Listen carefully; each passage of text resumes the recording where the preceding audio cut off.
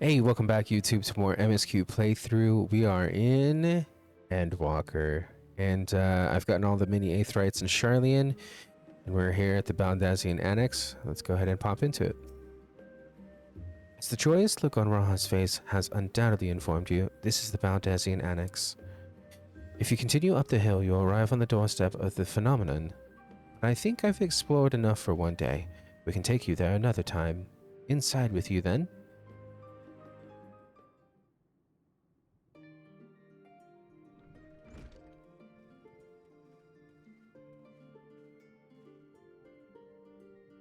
I am back, and I've brought MSQ and Raha with me. Ah, you were right about the ship, then. Hello, Graha. It's nice to see you again. And it's a pleasure to finally meet you, MSQ. I've heard many a tale of your exploits. Ojika! Sunjika. Ojiko Sunjika. It has been an age. Allow me to introduce Ojiko Sunjika, Administration Officer for the students of Baldazian. He oversees the day-to-day business of the Annex. The champion of Eorzea has featured prominently in Crown Graha's reports, so for me this is akin to seeing a fabled hero come to life. It is an honor to make your acquaintance. This place is like a second home for the students. The Isle of Al served as our main headquarters, of course, but we often had occasion to visit Charlian, whether to make use of the city's research facilities, attend conferences, or procure supplies from distant shores. And the annex here was built to provide lodgings for our members while we engaged in such activities. But since our former headquarters, along with the isle itself, vanished, the annex has served as our base of operations. And yet it feels so empty. With so many lost to us, our organization is a shell of its former self. The day will come when we will see the students rise again. But first, we must ensure that the Telephoroi fall. Through that door on the left, there's the main hall, where we can discuss our options moving forward. Once everyone arrives, that is. You probably have time to rest before our discussions begin in earnest. I've had private quarters prepared for you in the Andrin, so please feel free to make yourself at home. The nap rooms, perfect for an afternoon doze. Cat nap? Oh, I didn't mean to give you the wrong impression. The chambers are quite well appointed. Far more than some cheap roadside inn, you may be assured. It was simply that we were often so busy with research or exhausted from journeys abroad that we would slip into the Andron just to steal a few winks. And thus they became known amongst the students as nap rooms, even if such many naps might last well into the following morning. Say the word and I'll be happy to show you to your chamber. Hopefully the others won't be too long in coming. I'll wait for you all in the main hall. I forgot to change from my machinist. I was running around using Peloton. So I was on my machinist.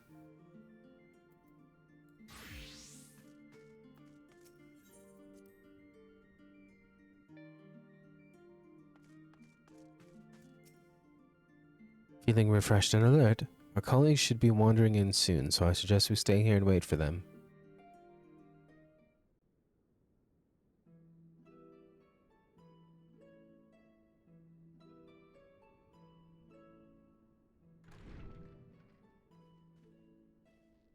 Pray forgive me.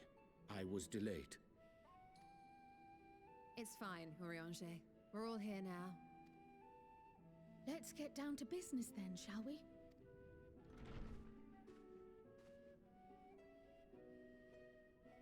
Come what may, we must prevent the Telephoroi's plans from coming to fruition. At present, I see two paths for gathering the information which may aid us in achieving that goal. The first involves an investigation into the change which has come over Charlian, not to mention the recent inscrutable behavior of the Forum. As most of you know, the 99 members of the Forum are elected from the general populace.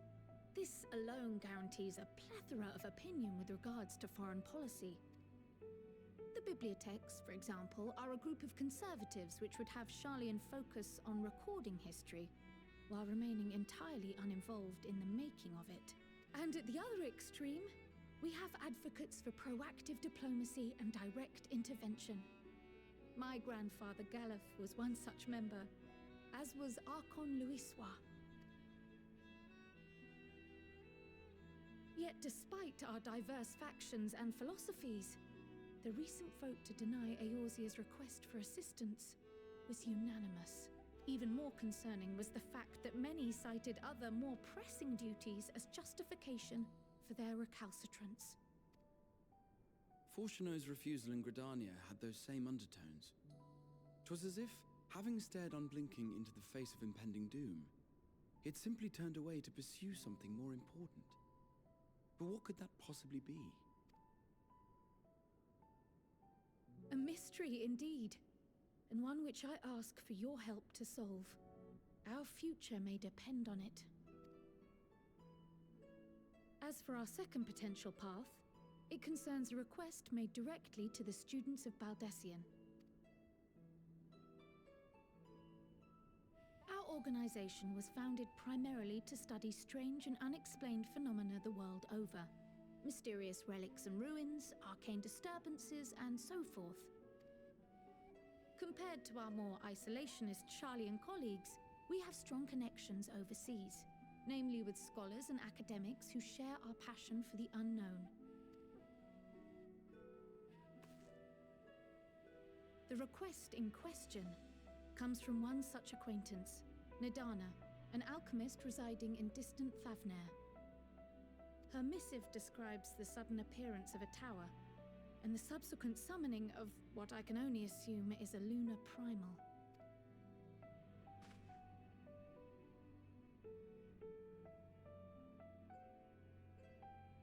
In response to this threat, the Satrap of Radzat-Han, the individual who governs the city-state, has instructed the alchemists to find a means to deal with the spire. The artisans of that land are heirs to an ancient tradition, one rather unlike that of their Uldan counterparts. It is possible, nay, probable, that they have gleaned truths unattainable by Eorzea or her Far Eastern allies. They do, in fact, appear to have a strategy in mind, though it will require further research. To that end, they have requested an introduction to a capable warrior shielded by the blessing of light. Assuming we divide our forces to pursue both of Kral's lines of inquiry, then having you join the group heading to Thavnair would seem the obvious choice. But the investigation in Sharlayan is of vital importance as well. Equal, I think, to the Thavnairian one, given that the fate of the world may hinge on the results of both. Yes, it is quite the quandary. Though it is a great imposition and an altogether too common one, our efforts would be more likely to succeed were you to lead the charge on both fronts.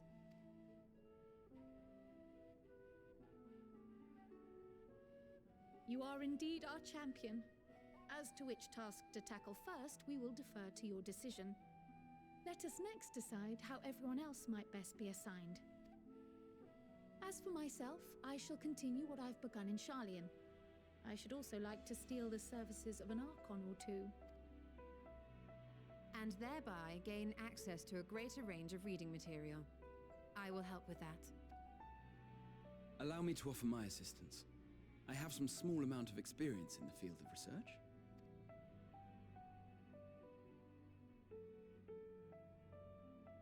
Alize and I would also like to help, if you would have us. Anything to understand even a fraction of what our father and the Forum might be thinking. Of course, the more the merrier. Right. The rest of us will make the journey to Thavnair. Thoughts? Objections? I passed through Thavnair on my way to infiltrate the Empire, and though I'm not qualified to give a guided tour, I did gain a sense of where things lie. I'll be happy to have you along then. So for this group, it will be you, me, and Urianger. Give me a moment afterwards, and I'll supply you with all the details of Nadana's request. Consider this hall our rendezvous point once our respective tasks are complete. May our investigations prove fruitful.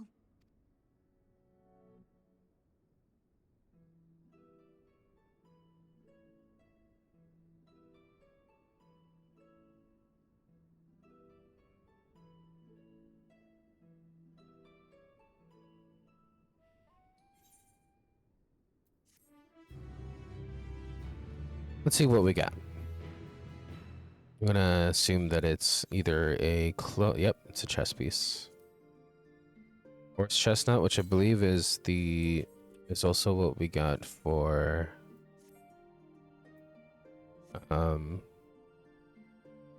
our weapons. Was horse chestnut.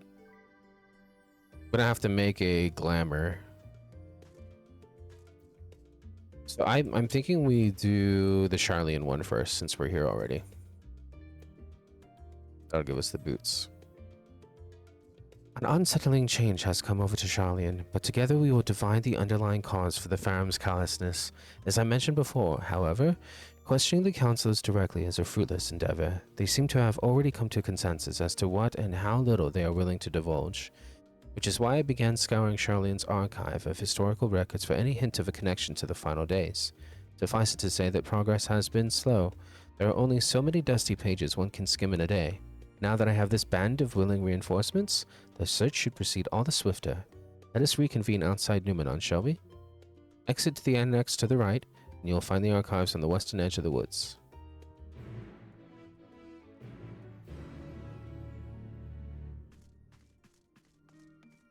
And I'm actually going to go put this chess piece on a glamour plate, so we'll see you in a sec.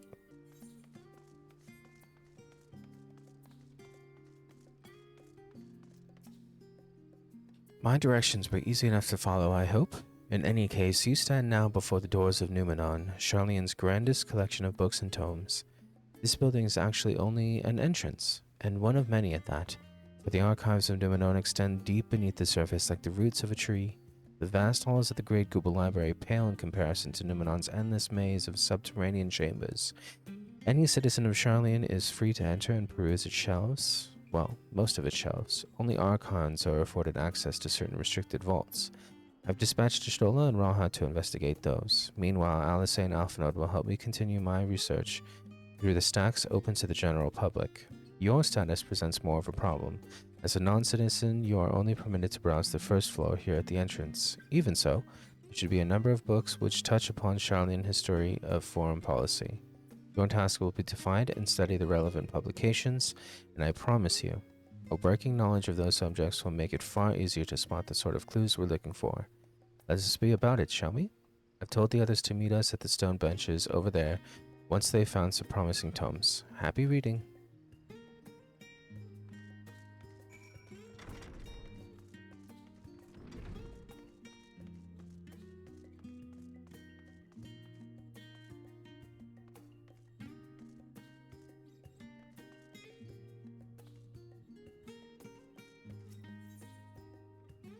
Title on the spine reads, The Story of Charlian. Read the book? Yes. Long, long ago, on an island in the northern sea, there lived a Rogden man named by the name of Neonkremph. Neonkremph was a student of astrology, and he divined that a flood of terrifying proportions would soon sweep over the lands of Eorzea. So it was that he built a gigantic ship, assembled the crew, and set sail for that imperiled realm. The flood arrived as foretold, and to their horror, the strangely churning waters drove the people towards the ocean. It was there, however, that Neonkremp's crew hauled them aboard his ark, but the danger had not passed. A towering wave approached, threatening to smash the vessel to pieces. With only moments to spare, Neonkrempf wove a mighty spell of teleportation and shifted the entire ship to safety atop Abalathia's spine. Refugees from the surrounding regions huddled there alongside them, but it was not long before disputes over the dwindling supply of food led to violence and bloodshed. Saddened by the sight, Neonkrempf gathered him and his crew and his grateful passengers and abandoned the ark to those reddened peaks. They journeyed to the coast where they built a new ship, intent upon returning to the northern seas. They landed on the beach of an island and settled upon that very spot. That settlement prospered and grew, and in time it became the city of Charlian we live in to this day.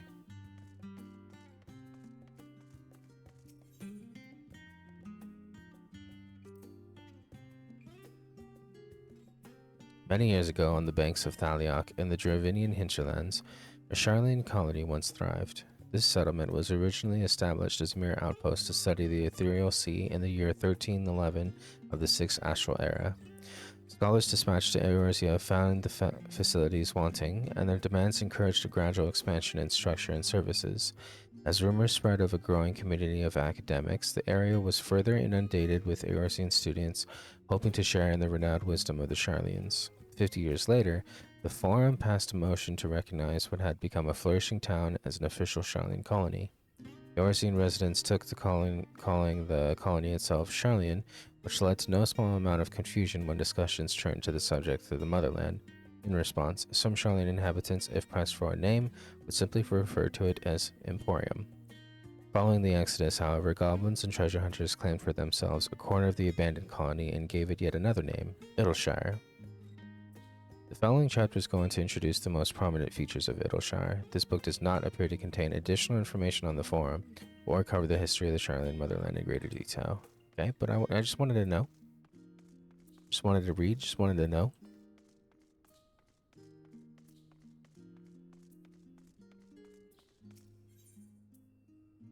Words of wisdom. During the chaos of the Sixth Umbral Calamity, Archon Yankrem, founder of Charlian, bore witness to the madness and savagery of men brought to the brink of despair. Upon raising a settlement on an island in the northern empty, he instructed his people thus: renounce the ways of war and pursue enlightenment through knowledge and reason. Charlians took to heart the words of their savior and thenceforth served as stewards of wisdom. Upon a foundation of accumulated learning, they built a homeland unlike any other, a nation born from strength of minds rather than strength of arms. With knowledge of economics came shrewd trading, with knowledge of agriculture came bountiful crops, engineering brought wells and sewers, ending squabbles over water. Wealth of expertise could be bartered for wealth in coin, and the more their wisdom spread throughout the world, the more mankind as a whole would thrive.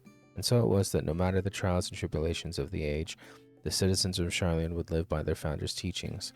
For the sake of a better tomorrow, for the sake of a brighter star, they would eschew the tools of war and with knowledge deliver the world.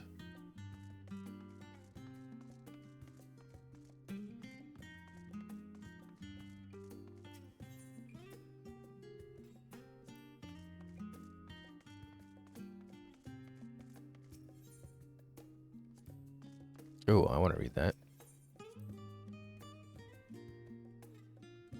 Have you ever gazed at the skies above and contemplated the mysteries contained therein? I speak not of shifting cloud patterns, but of the vastness beyond, of the sun and the twinkling tapestry of the night.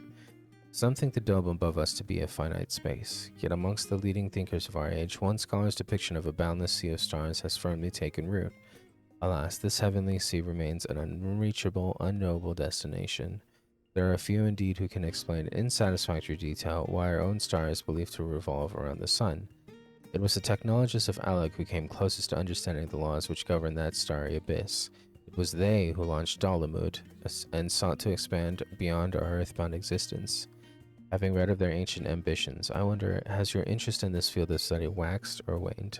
What if I were to tell you that the eternal constellations were arranged differently in the distant past, that their positions continue to shift almost imperceptibly but measurably as we journey into the future? Would it shock you to learn that the stars drift further and further apart, and may indeed do so forever? Are you eager to learn more? Astrology. Forever 20 Summers. My beloved seekers of knowledge, have you ever put learning before your health and neglected to feed and rest your body as you should? I too once engaged in such foolish practices, but one night, engrossed in philosophical study, I had an epiphany. For all the world's mysteries that drive us to reckless abandon, we have so very few years of life in which to achieve our goals. Thus do I share with you this mantra: I am forever 20 summers young. The number itself is unimportant. You could be 19 or 23 or 40. Whatever age you are when you discover this manual, let that be the age you aspire to remain. Through mindful, healthy living, will you extend the time available to spend upon your chosen research, another day, another moon, another summer to grasp the greater truths you pursue.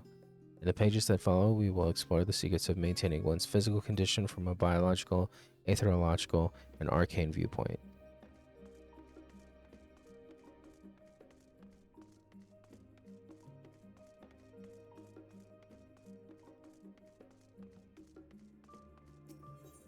The voice of a growing city.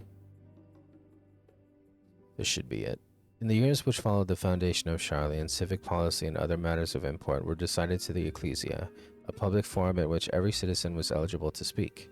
As the city's population grew, however, this format became increasingly impractical. The larger number of participants gave rise to ever longer debates, resulting in significant delays of vital resolutions.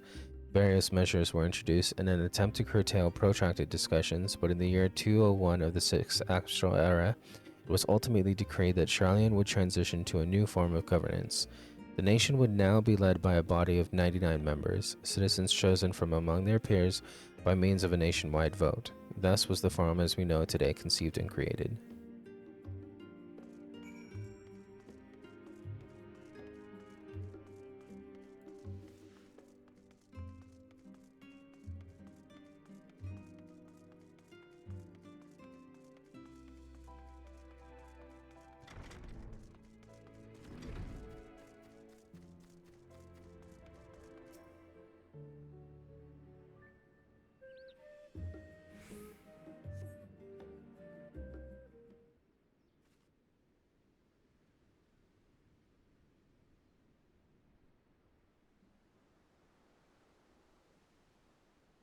Sorry, were you waiting long?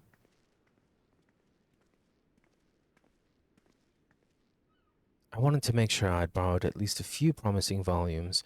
Alphinaud and Krau should also be along shortly. I was delayed in similar fashion.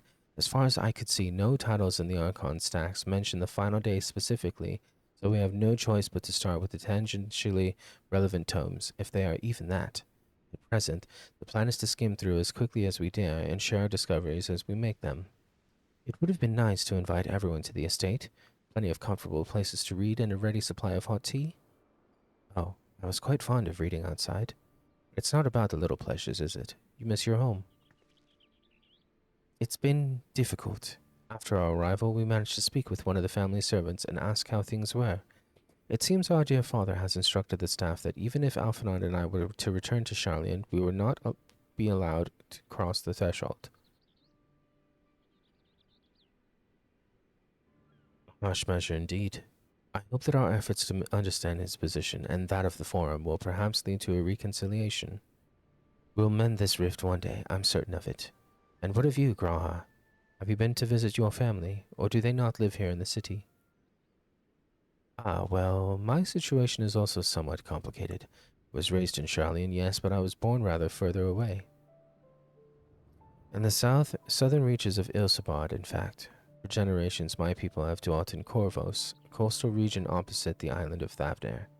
The Elegants founded a city in that fertile land and by ship brought in the subjugated tribes of the Mikote to serve as laborers. Of course, the massive earthquakes of the Fourth Umbral Calamity brought an end to the Empire's reign. When the Fifth Calamity froze the seas solid, many of the tribes still living in Corvos braved the journey back to Eorzea. My ancestors, however, chose to remain. They might prevent the remnants of Allegan technology from being misused. Isn't Corvos under Garlean rule? For the past 50 years, yes. Some semblance of local culture remains, as is the case for most imperial provinces. Garlemald renamed the region Locus Ammonius. When I was a boy, a nearby town came under the jurisdiction of an illustrious imperial family, nobles of House Darnus. House Darnus demonstrated a singular interest in Allegan civilization, and so my tribe was forced to consider a plan of action. For some time already, voices had been raised in favor of abandoning our ancient customs. After all, the Allegan eye no longer passed to our eldest children as reliably as it once had.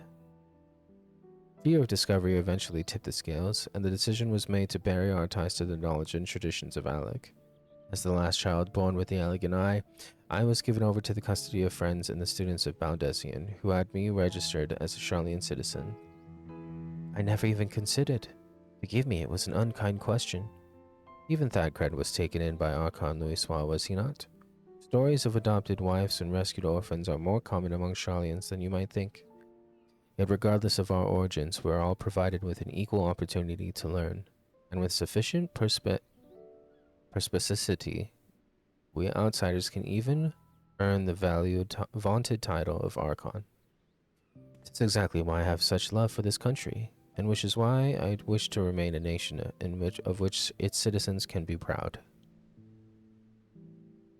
Here, another good reason to get to the bottom of the Forum's stubbornness, aside from the trifling matter of our impending doom.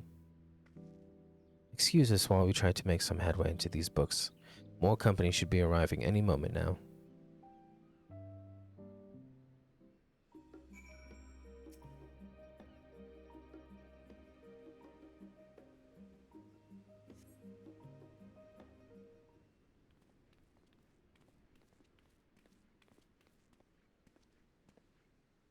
We've returned with all selections. Although I must say, the pickings were quite slim indeed. Mistress Crowell has already flicked through every history book devoted to disasters, and more than a few which barely made mention of them. As such, we will be looking into research papers on the Umbral calamities, as well as articles written by prominent forum members. Perhaps their knowledge of the final days comes from an unexpected source. Speaking of which, might I ask you a few questions related to the final days? I'm the only one here who didn't witness the events of Amarat firsthand, and fear I may be overlooking critical details. My thanks. Now, where to begin? First things first, what kind of phenomena did the ancients encounter as the final days drew nigh?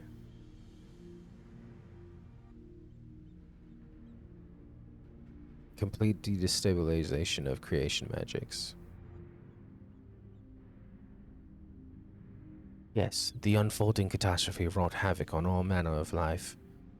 The chaos extended to the ancients themselves, causing their powers of creation to spiral out of control.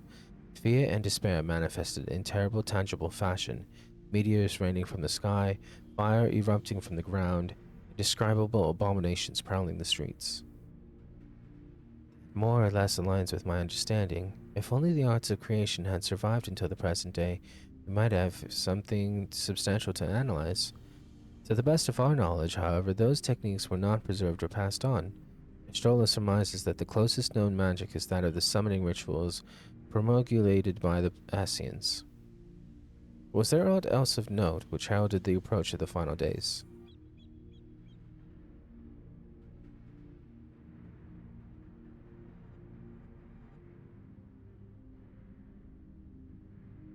They say it began with a keening sound from the land itself. Ah, yes. The Labyrinthine spoke of it, didn't they? We never did hear the sound ourselves, of course, thrust as we were into the midst of the madness. But it seems that each and every one of the catastrophes was preceded by this ominous noise. Eventually, it resounded all across the star, and not even Amarat was spared. So the ground was crying out, you say? To be considered the harbinger of doom, it must have been quite distinctive, and probably quite loud. I'll have to speak with one of the Numenon's mammoths and ask after any books which make mention of such a sound. Last but not least, would you describe how the ancients sought to quell this unprecedented calamity? What definitive action did they take? They summoned Zodiac.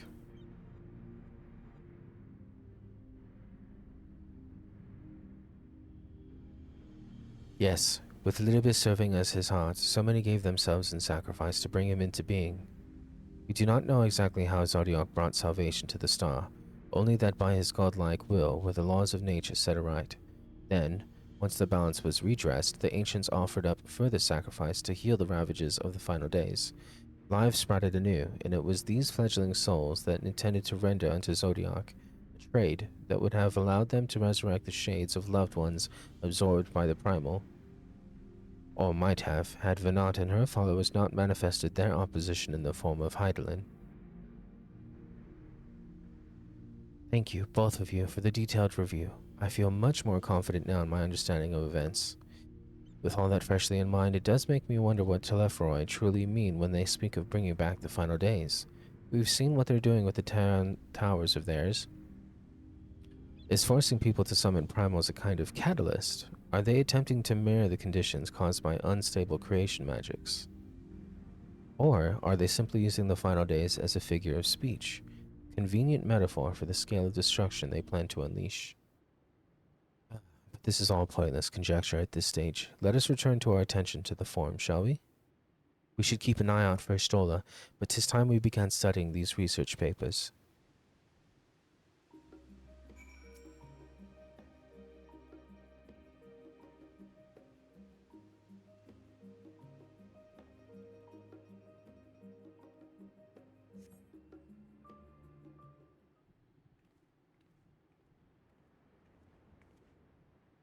I'm the last, am I? Well, my extended search of the Archon stacks produced one or two possibly useful books, but I wouldn't get your hopes up.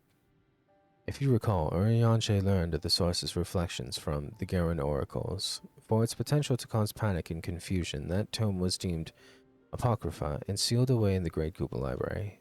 It is even less likely that knowledge of the unsundered world, not to mention the horrors of the final days, would be left sitting on a shelf for any curious scholar to find. It stands to reason, then, that my colleagues, be they archons or counselors, should perforce be largely ignorant of the subject.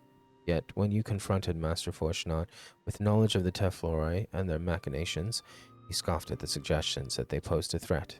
He seemed adamant that the Forum would know if the final days were truly upon us, which only supports the conclusion that whatever privileged wisdom is guiding the Forum's behavior, it is being kept secret from the rest of the nation.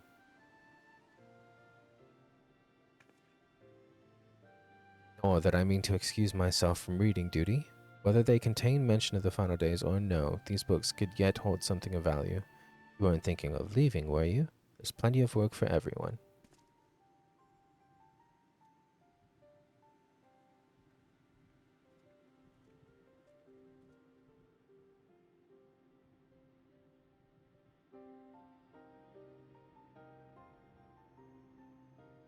You labor for what feels like an age, says Stola's research assistant.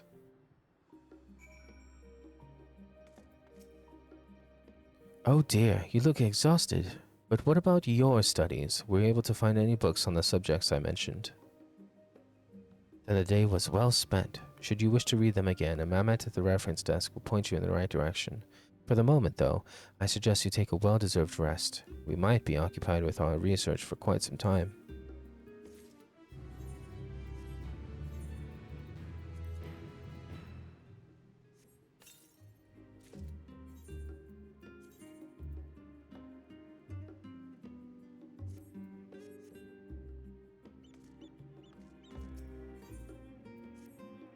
Ready for a tea break? Nah, I know I am. Honestly, my neck and shoulders are going to calcify if I don't stretch my legs and walk around for a bit. You know the last stand down in the harbor, don't you? Come and meet me near the outside tables, and I'll treat you to their coffee. It's quite good.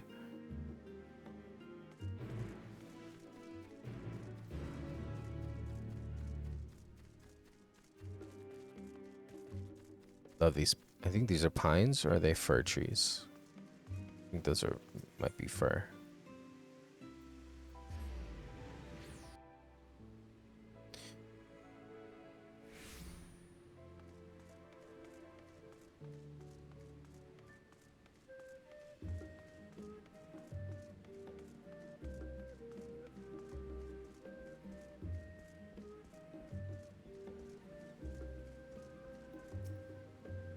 As busy as ever, I see. How very Charlian that no other gourmet cafe has sprung up to compete for our customers. Actually, this crowd gives me an idea. Before we place an order, why don't we ask a few questions and gauge the mood of the city?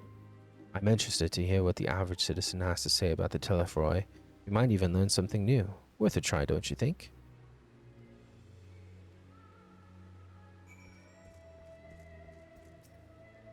What is it? Can a man not enjoy a moment of private respite? If you're looking to share a table, then I respectfully request that you look elsewhere. You misunderstand, sir. We were simply wondering if you know of the Telephoroi. These enemies of peace have promised an end to all we hold dear, and... Wait, you're that House Olivia girl, aren't you? And this man with you is obviously a foreigner? I'd heard you were disowned for helping outsiders indulge their barbaric whims, and here you are giving truth to the rumor. I'll thank you to leave me be. I've not to say to the likes of you. Well, I must apologize. 'Twas foolish of me to expect an ounce of civility from one so enlightened. Come, MSQ.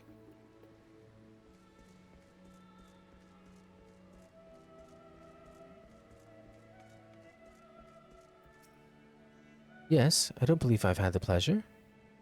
Pray excuse the interruption, but we were hoping you might share your thoughts on the Telefroi and their unconscionable plans. My goodness, if it isn't the young Miss Louvier. My apologies, but I work in the offices of the Forum, and if word reached Master Fortunat that I was helping you... I see. We're sorry to have bothered you.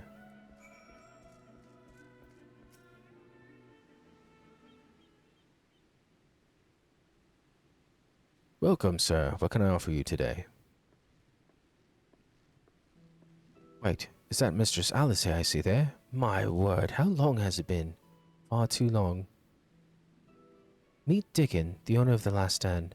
I used to frequent his cafe on occasion, in between lessons at the studium. It seems like an age ago now. I remember hearing that you and Master Alphinaud had set sail for Eorzea, but that you never came back. Lately, there's been gossip about your father disowning the pair of you. Everything all right at home?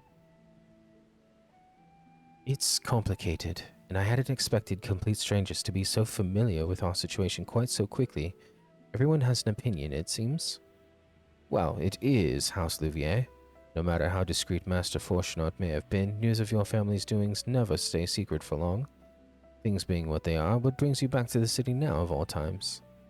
We have questions, and only Sharlayans have the answer. Tell me, Master Dickon, have you heard anything about an apocalypse called the Final Days?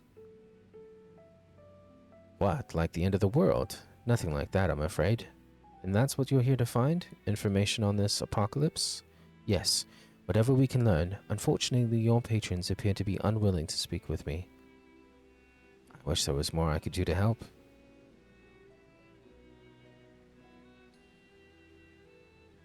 But maybe there is. You're a visitor to Sharlayan, aren't you? Then few will know your face. We should be able to pass you off as a server with none the wiser. We just finished preparing a few orders. Strike up some friendly conversation while you're setting down the food, and you might just get the answers you're looking for. Not a bad idea. I hate to ask, but what do you think?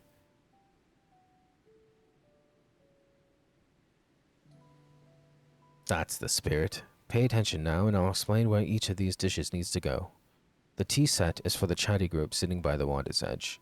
The omelette is for one of our regulars, a Highlander by the name of Gissia. She's sitting at an outside table with a friend of hers. Behind them, you should see a Mikote gentleman. He ordered the oven-baked lobster. Got all that? If you're not sure, just ask and I'll explain. Good luck.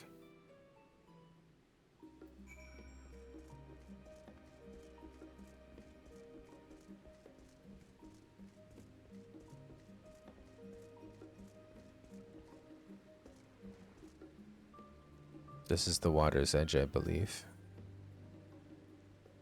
I think they get the tea set. Oh, my tea set. Lovely, thank you. The telephone... Who? I'm sorry, I've never heard of them or their final days. My friends and I are somewhat uninformed when it comes to current events. Now, if you wanted to hear about ritual arcane practices of the Sixth Astral Era, common or esoteric, then I'd be happy to talk your ear off. I think these guys get the omelet. Ah, finally. 2468. Let's dig in. No time to waste. What? The Telefroi? Oh yes, I remember seeing the name in the Ladies' Gazette. That had some grand claim about the end of days. Same old senseless warmongering. When will these folks grow tired of spilling each other's blood? Best to stay out of it, I say. The Forum made the right choice, and I fully support our decision to remain neutral. And you get the oven-baked lobster. At last, the oven-baked lobster is mine! You have no idea how long I've scrimped and saved and suffered to afford this heavenly dish.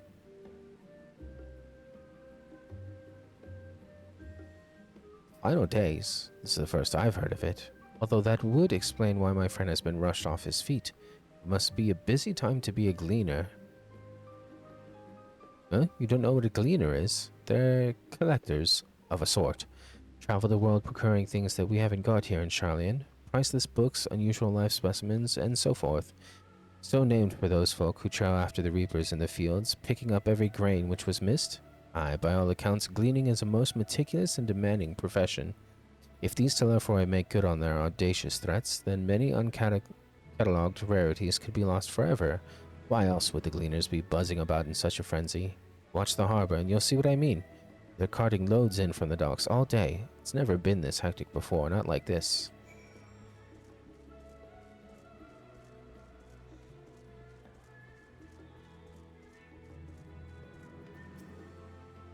Any trouble with the customers? Were you able to get anyone talking? Interesting. They seem unaware of the final days, aside from whatever vague news the gazettes are printing. Even Dickon had nothing to offer, and he's the best source of gossip in the city. If the Forum does have secret knowledge, then they've done an impressive job of ensuring no one whispers it in the wrong ear. In any case, thank you for playing the part so well. Here, a cup of coffee I promised. But let's enjoy our drink somewhere else, shall we? Maybe behind the peristyle, away from the gossips and their wagging tongues.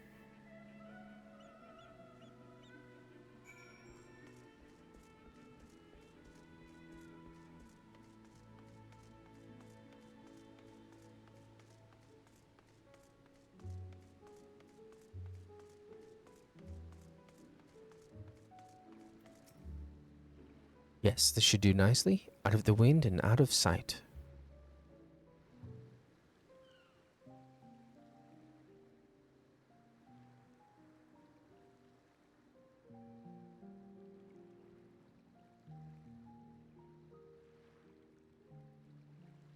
When our father disowned us, I couldn't believe what I was hearing. Respite from voicing lines, thank you. It wasn't until much later that his words began to sink in, that I began to feel the weight of what it meant.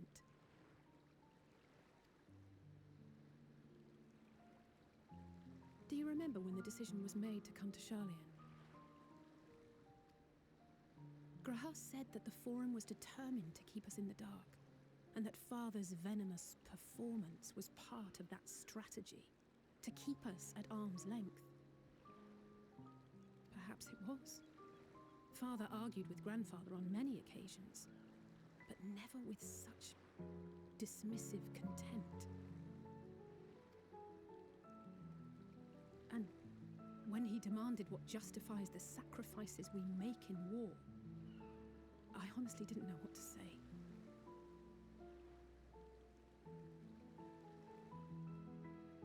Neither did Alpha know, I know, but never for one moment did I believe we had made the wrong choice.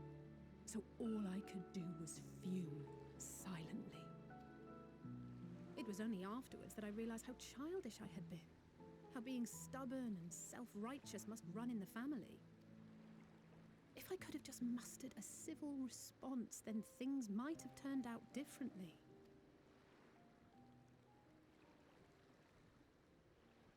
There's the gleaners.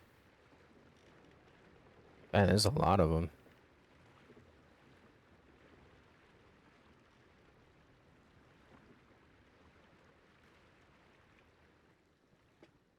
They must be ferrying goods to Labyrinthos.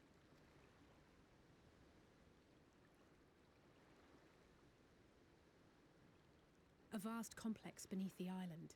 Charlian is famous for archiving knowledge from around the world. Well, that knowledge is not preserved exclusively in dusty tomes and desiccated samples. Our living library, comprised of all manner of flora and fauna, is housed and studied within that underground facility. Still, that did seem to be an unusually large shipment. When I lived here, it was rare to even see such cargo transported by boat. Wait, didn't you hear something in the last stand about the gleaners coming and going more than usual? Well, I think they're the ones we saw manning those boats. And gleaners answer to the Forum. If the appearance of the Telephoroi prompted this sudden burst of activity, then Labyrinthos may hold a clue as to what the Forum is planning.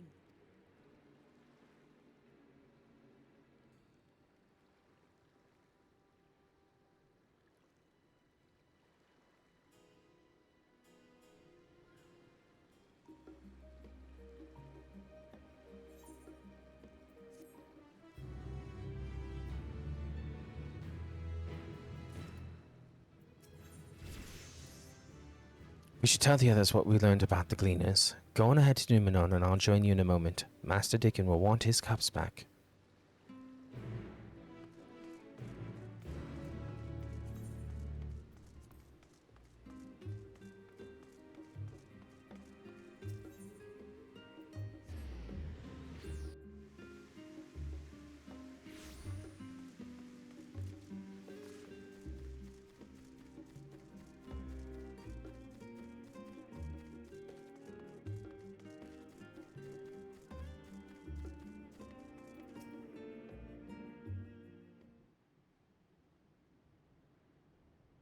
Welcome back, MSQ. Been for a walk and cleared your head, have you? Not exactly. We did some impromptu investigating and turned up information on the Gleaners.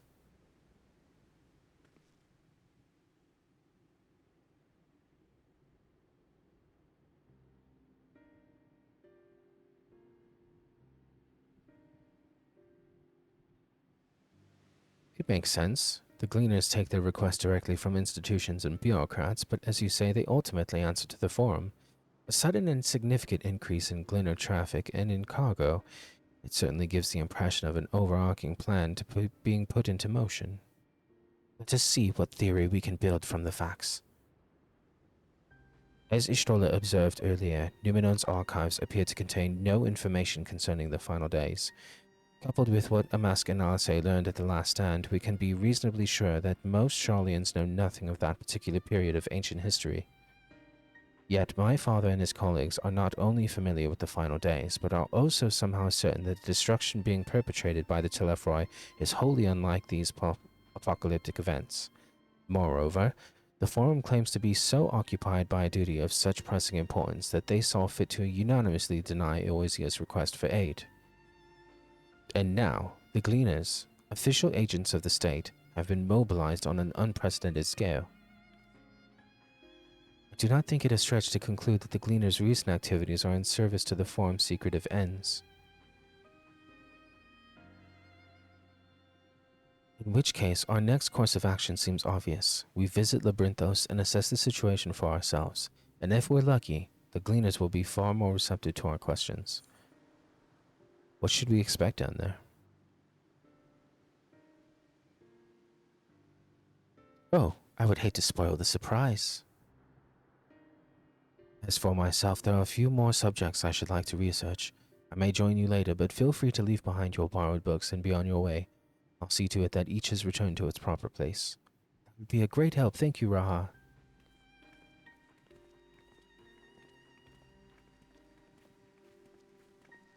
Let's head down the stairs over there, and I'll show you where the entrance is.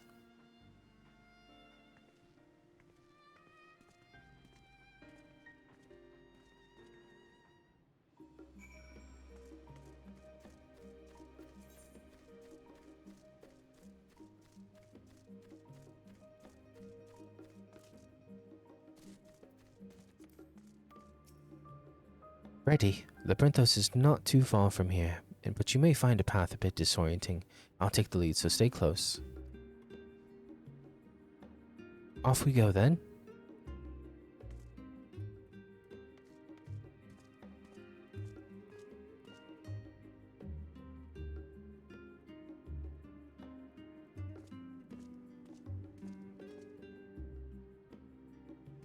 It's pleasant here among the trees, but we really should move along.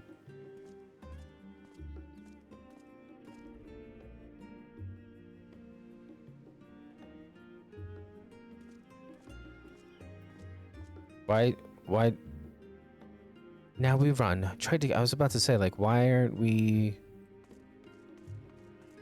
put them at the same walking pace that we walk? Keep to the path, straight ahead.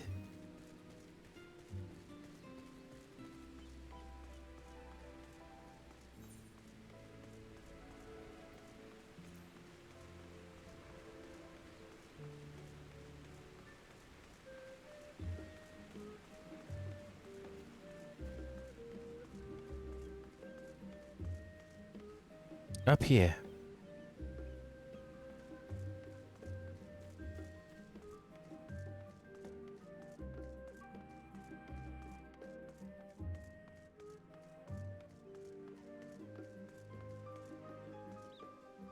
The rostra, not far now.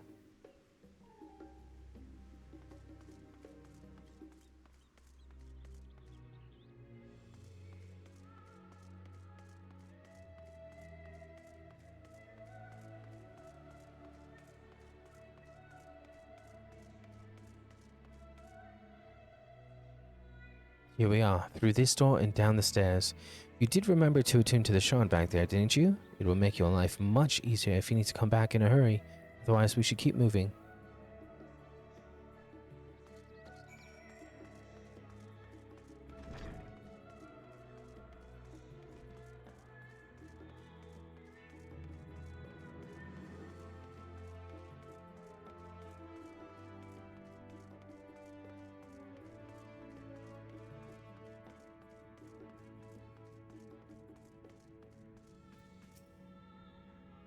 We're all here now, yes? I've taken the liberty of securing permission for our group's descent. Right. Everyone into the lift and down we go.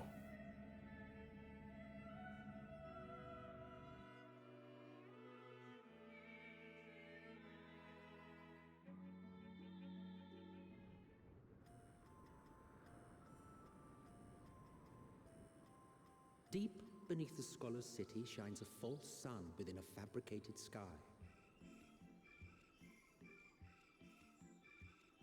In any age exist those who consider the floor an extension of their bookshelves, and this vault's architects surely belonged to that special breed. If the stack grows too high, start a new one. If no room remains, then make more rooms. A simple solution at first, and then bit by bit, a profound transformation. Knowledge buried beneath knowledge, a growing, creeping labyrinth from which there is no escape.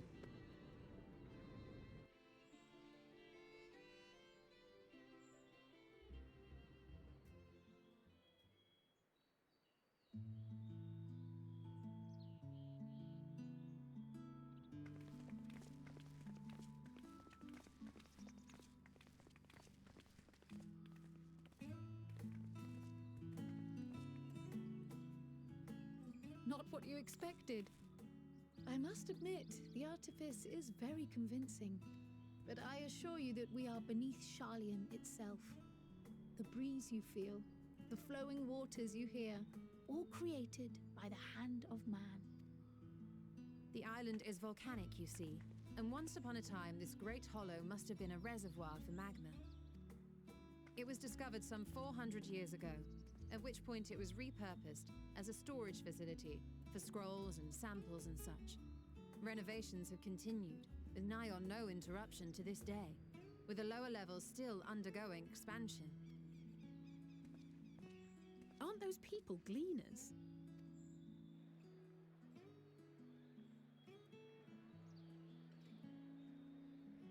Aye, judging by their dress. They are said to work alone as a rule, but 'twould seem that rule is being enthusiastically broken today. It may be as you suspected, that they are engaged in a task apart from the norm.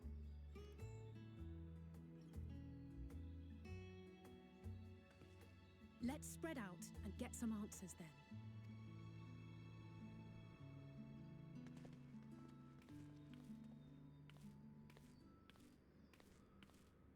Ugh.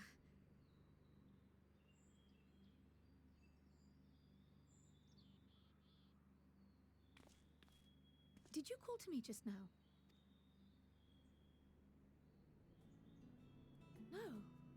How odd. I must be a bit dizzy from the descent. I'll be fine, I'm sure. Let's get to work, shall we?